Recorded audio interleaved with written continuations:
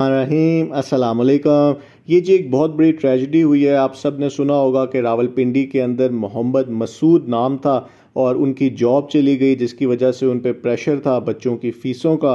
उन्होंने एक loan apps जो कि बहुत ज़्यादा एडवर्टाइजिंग करती हैं कि हम आपको लाख कर्जा देंगे, 50,000 कर्जा देंगे, उन्होंने लोन ले लिया और उनका सूद की वजह से बहुत कम टाइम में बहुत ज़्यादा उनको रकम बन गई वापस करने की। उन पर प्रेशर और हो गया।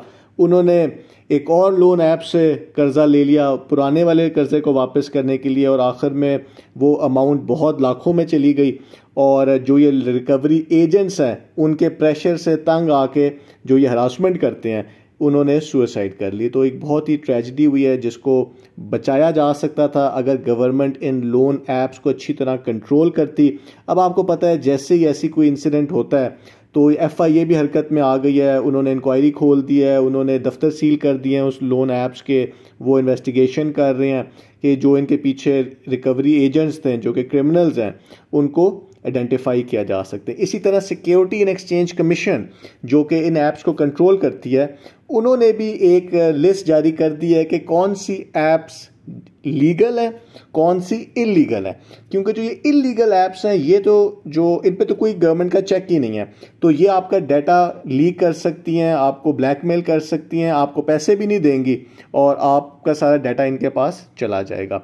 और जो लीगल ऐप्स हैं एटलीस्ट उसमें कुछ गवर्नमेंट कहती है कि जी इनके ऊपर हम चेक्स एंड बैलेंसेस रख रहे हैं।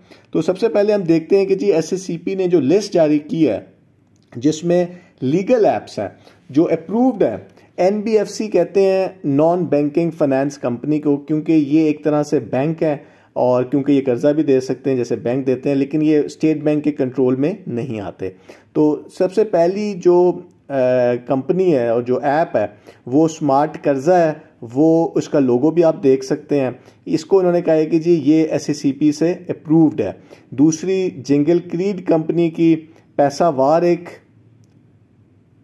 ऐप है, उसका लोगो उन्होंने नहीं बताया। फिर उन्होंने कुछ बताया कि जी names of apps of licensed lending NBFC under evaluation, यानी जिनको वो उन्होंने चेक में रखा हुआ है इस टाइम के ऊपर। तो इसमें हुदार, पैसा सेफ, रिलायबल लोन, ये है माइक्रो क्रीड फाइनेंशियल सर्विसेज की, इनके आप लोगो देख सकते हैं। हुदार, पैसा, सेफ एंड रिलायबल लोन। तो ये गूगल प्ले स्टोर के ऊपर जो ऐप्स हैं ये उनके नाम है। तो आप जब भी ऐप, पहली बात आपको लेना ही नहीं चाहिए क्योंकि ये सूद है, और अगर लेना भी पड़ता है तो सिर्फ लीगल ऐप्स के साथ लें। हमरा फाइनेंशियल सर्विसेज लिमिटेड की ज़रूरत कैश है, उसका आप लोगो देख सकते हैं स्क्रीन के ऊपर। बरवक्त तो बड़ी मशहूर है, बरवक्त को लोगो भी आपके सामने है। और इसी तरह अभी प्राइवेट लिमिटेड की अभी योर सैलरी नाउ, अभी योर सैलरी नाउ। तो क्योंकि एक तरह से ये कहते हैं कि जी हम आपको आपकी सैलरी पहले दे देते हैं तो आप हमें वापस कर दें, लेकिन इसके ऊपर सूद इतना ज़्यादा है कि जब आपको वापस करने का टाइम आएगा तो अगर आपने 15,000 लिए तो आपने 15,000 नहीं वापस करने, आपने 20 भी नहीं करने, आपने थोड़ा सा भी लेट कर दिया तो आपने ठीक ठाक पैसे वापस करने हैं। फिर इसी की वजह से तो ये मसूद साहब की सारी ट्रेजेडी स्टार्ट हुई थी। इसी तरह माविन ऐप है, ये आप इनका लोगो देख लें, ये भी लीगल ऐप्स के अंदर है। इसी तरह easy loan, personal loan online, ये लोगो इनका है, ये भी लीगल है। और इसी तरह जूद पे, ये ऐप भी जो है ये भी लीगल ऐप की कैटेगरी के अंदर आ रही है। इसी तरह ऐप्स हैं जो कि गैर कानूनी ऐप्स हैं, उनको भी लिस्ट इन्होंने जारी की है। तो इसके अंदर बहुत सारी ऐप हैं। आप ये कर सकते हैं कि जी जो ऐप्स लीगल नहीं है, लीगल लिस्ट में नहीं है, वो सारी ही इलीगल हैं और इन सब ऐप्स को अवॉइड करना चाहिए क्योंकि ये सारी क्रिमिनल्स हैं। ये ऐप्स गैर कानूनी तौर पे चल रही हैं। उन्होंने आपको एड्स दिखाने हैं कि जी हम आपको पैसे दे देंगे, और जब आप अप्लाई करेंगे तो कोई गारंटी नहीं है कि वो आपको पैसे देंगे, लेकिन जब आप उनसे लोन लेते हैं तो आपका डाटा उनके पास चला जाता है, जिसकी वजह से वो आपको आखिर में ब्लैकमेल कर सकते हैं। तो ये बहुत ही ज़रूरी है कि इन ऐप से बचा जाए। ये 2-1 साल पहले तक पाकिस्तान में ये नहीं थी।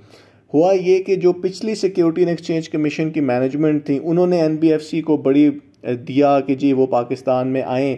वो आ तो गए, लेकिन उन्होंने पाकिस्तानियों के साथ जो किया है वो बहुत ही उसकी हम मजम्मत करते हैं और बहुत ही ट्रेजिडीज़ हो रही हैं इनकी वजह से। लोगों को ब्लैकमेल किया जा रहा है, लोगों को हरासमेंट की जा रही है। इन्होंने रिकवरी एजेंट्स रखे हुए हैं और जो लीगल ऐप्स हैं वो भी कोई पीछे नहीं है, उन्होंने भी यही बंदे ही रखे हुए हैं, क्योंकि आपको पता है कि वो आपको आईडी कार्ड दे के सिर्फ आपको पैसे दे रहे हैं। तो बैंक आप जब जाते हैं तो आपको अच्छे खासे डॉक्यूमेंट्स दे के लोन लेना पड़ता है, अच्छे खासे डॉक्यूमेंट्स, वो तो देते ही नहीं है किसी को लोन।